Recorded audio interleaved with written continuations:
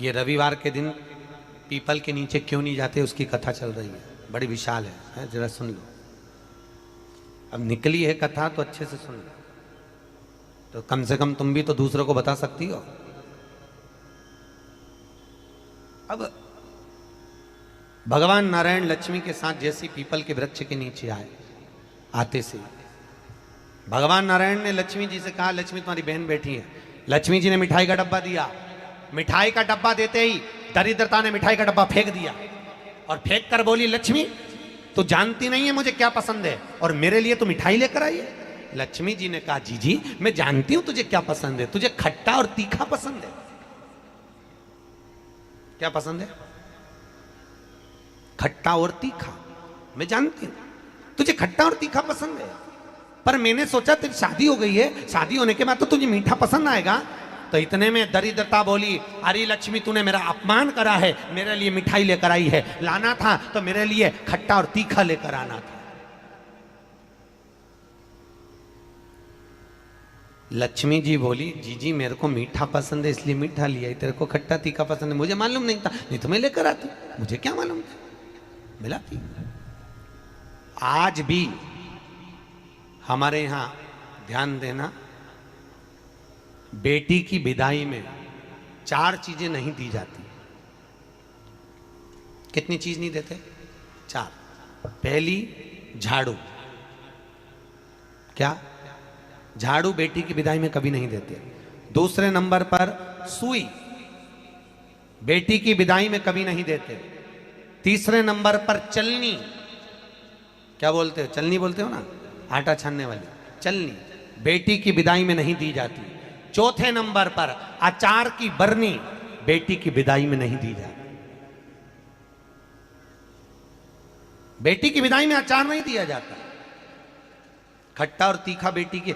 और जिस घर में मायके से बेटी की विदाई में अचार दिया जाता है, उस घर में बेटी कभी सुखी नहीं रह सकती, लिख के रख ले, उसको कुछ ना कुछ तकलीफ रहेगी।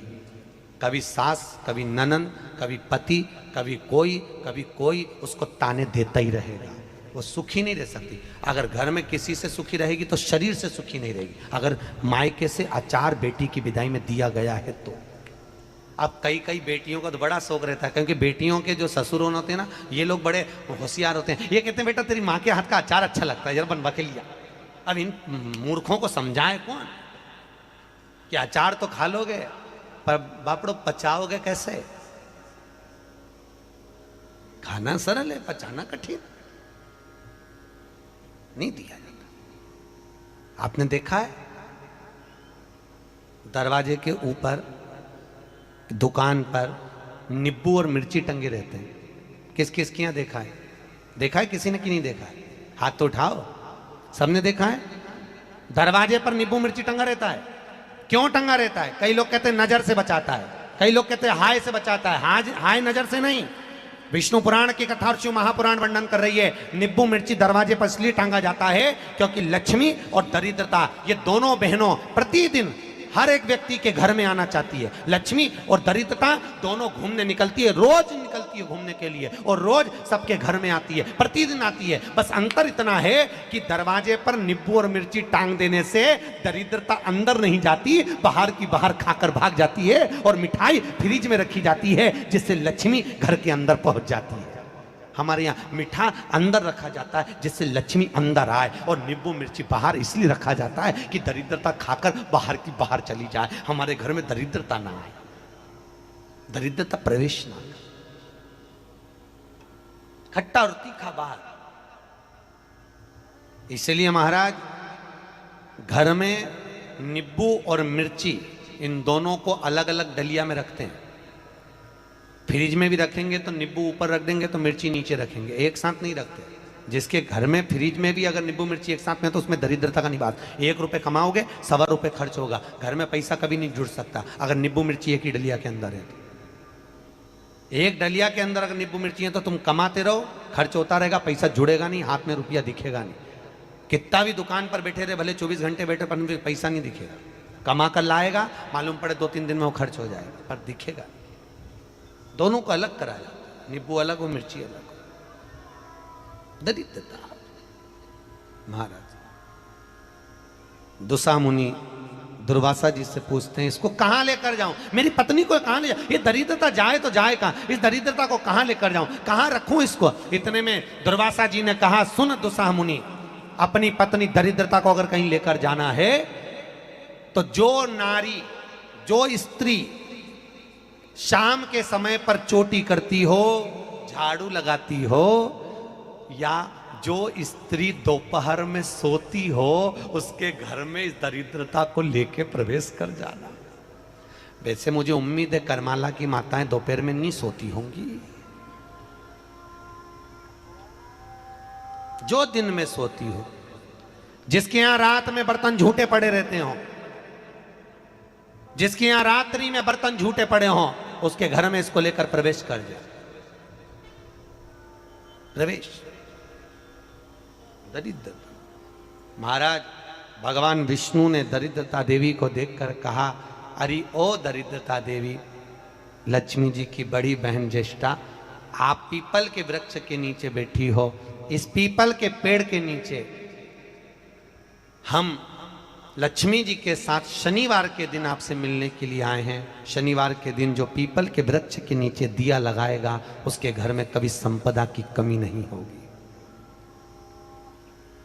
सारे दिन पीपल के वृक्ष के नीचे हमारा निवास होगा। इतने में दरिद्रता खड़ी होकर बोली, रे नारायण, तुमने अपने मन की बात कह दी कि 7 दिन तुम्हारे होंगे, ऐसा नहीं हो सकता, इसमें एक दिन मेरा हो। तो भगवान विष्णु ने कहा, कौन सा दिन? दरिद्रता कहती है, रविवार के दिन इस पीपल के पेड़ के नीचे मैं नृत्य करूंगी, और अगर पीपल के वृक्ष के नीचे रविवार के दिन जो परिक्रमा करेगा या पीपल के पेड़ के नीचे आएगा, उसके साथ में उसके घर में प्रवेश करूंगी। इसलिए हमारे हिंदू धर्म में रविवार के दिन पीपल के पेड़ के नीचे नहीं जाया जाता, पीपल की पूजन नहीं करी जाती, पीपल की परिक्रमा नहीं करी जाती। कौन से दिन? जम के बोलो जरा, रविवार। और जिसके यहाँ दीवार पे पीपल लग जाता है, या कहीं पीपल का पेड़ लग गया अपने दीवार पर, घर में कहीं पर भी, तो पीपल निकालने का भी नियम है। अगर आप दीवार में से पीपल निकालोगे तो बार बार काटोगे, बार बार लग जाएगा, फिर काटोगे फिर लग जाएगा, फिर निकालोगे फिर लग जाएगा। दीवार में पीपल लगता ही रहता है। अगर दीवार के पीपल को निकालना है तो नींबू और मिर्ची, इन दोनों को 3 घंटे पहले पीपल के पेड़ के नीचे रख दीजिए, और रखने के बाद में फिर पीपल को रविवार के दिन उखाड़कर कहीं दूसरी जगह लगा दीजिए। उसके बाद कभी दीवार में पीपल नहीं लगेगा, कभी भी नहीं लगेगा। पर पहले 3 घंटे पहले नींबू मिर्ची अपन को पीपल के पेड़ के नीचे रखना पड़ता, तब पीपल निकलता। महाराज शंकर की कथा कह रहे, मेना, धन्य और कला, ये 3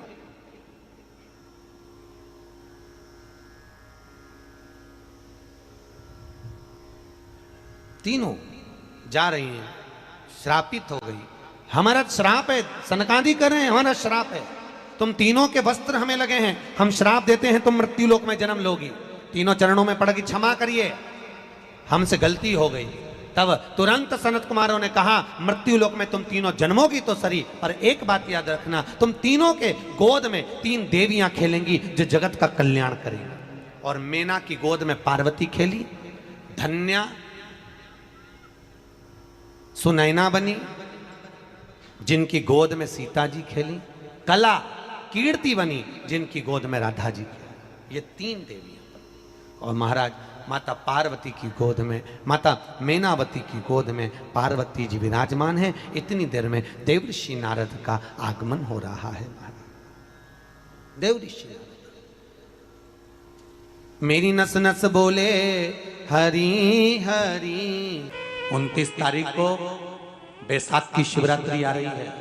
छोड़ना मती, बेलपत्री का पत्ता जल में डालकर भले पत्ते को निकाल देना, और वो जल, जो रोग है, जो बीमारी है, संपदा नहीं आ रही हो, दुकान नहीं चल रही हो, व्यापार नहीं चल रहा हो, बच्चे चिड़चिड़े हो गए हो, क्रोध पड़ रहा हो, तो भी बाबा पर घर के प्रत्येक व्यक्ति 1 लोटा जल जरूर चढ़ा के आना, शिव को नमन कर कर आना। ये मौका नहीं मिलता, चढ़ाओ।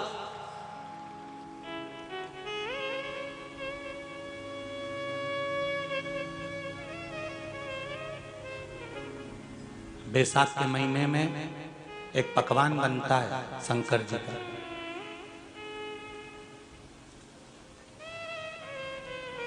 शिव जी के हाथ में त्रिशूल है, शिव जी के 3 नेत्र हैं, बेलपत्री में भी 3, बोलते जाओ, पत्ती है। बैसाख के महीने में जो शंकर भगवान को प्रसाद का भोग लगता है उसमें भी 3 ही चीज मिलती है। सत्तू,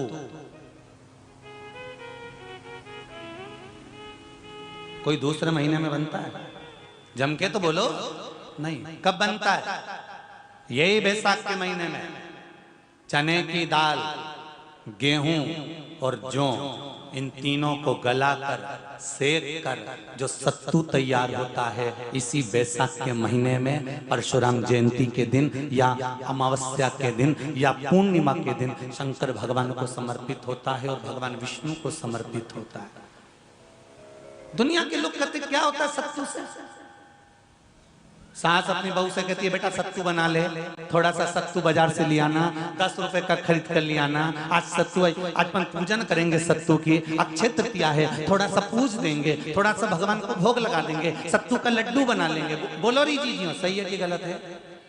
बाजार में भी सत्तू मिलता है, तो बच्चे कहते हैं, बहुएं कहती हैं कौन खाएगा, काय को ला रहे हो, सत्तू का क्या काम है? पर शिव महापुराण की कथा कहती है, स्कंद पुराण की कथा कहती है, जिस समय पर बैसाख के महीने की सुंदर अमावस्या का दिन था, उस दिन माता पार्वती शंकर भगवान के लिए जब पकवान बनाने के लिए बैठी, कुछ नहीं मिला, तब माता पार्वती ने 3 अनाज को लिया, एक चना, दूसरा गेहूं और तीसरा जो, इन तीनों को भींग रहे थे उसको लेकर आए गंगा जी में से, उसको सेक कर माता ने अंगीठी पर और उसका जो सत्तू बनाकर शिव को दिया। शंकर भगवान ने कह दिया, सुन पार्वती, ये सत्तू नहीं, ये मेरी औषधि है। बैसाख के महीने में जो खाएगा वो जिंदगी भर रोएगा नहीं, शरीर से स्वस्थ हो। अब उसको लोगों ने हंसी खेल में ले लिया, सत्तू का क्या काम, मम्मी हम नहीं खाएंगे, बड़ा पूरा।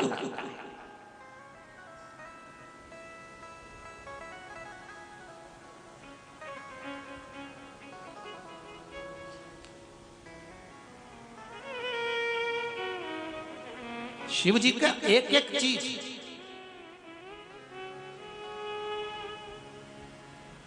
बैसाख के महीने में पियो बेल। बेल मतलब समझ गए? बेल का रस।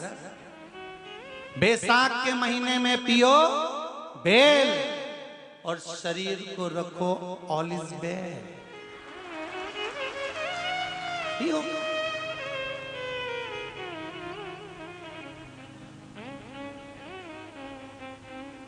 शरीर बेकार नहीं होगा,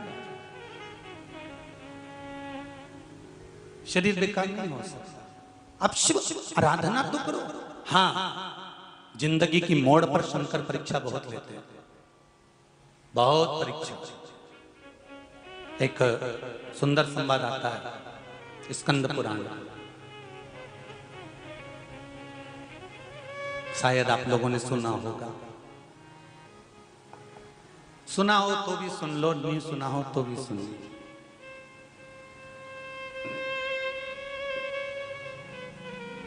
कांति नगर में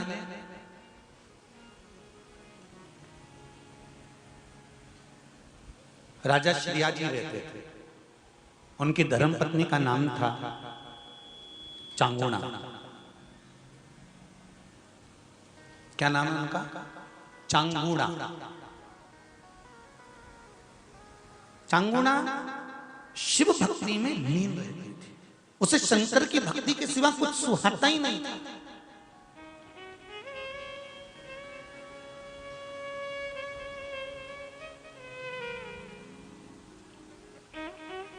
शिव आराधना के सिवा उसको कुछ भाता ही नहीं था। दिन भर शंकर की शरणागति करना, शिव का स्मरण करना, शिव भक्ति में डूबे रहना। शंभो शरणे पड़ी मांगू घड़ी रे घड़ी, दुख काटो दया करी न दर्शन आपो। शंभो शरण पड़ी मांगू घड़ी रे काटो दया करी दर्शन आपो।